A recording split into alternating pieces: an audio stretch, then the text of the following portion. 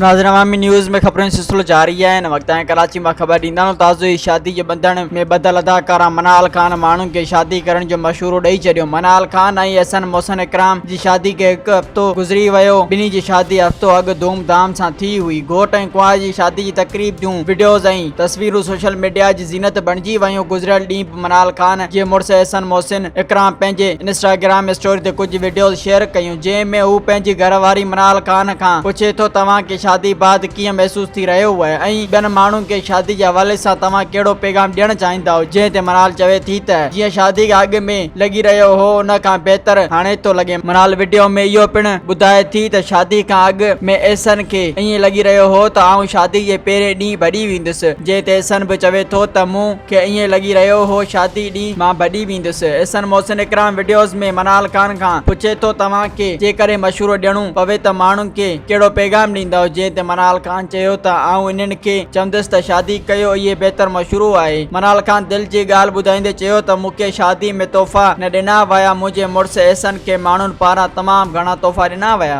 मज़ीद खबरों और तफसीलात के लिए विजिट करें हमारी वेबसाइट www.awamiNewsHD.com।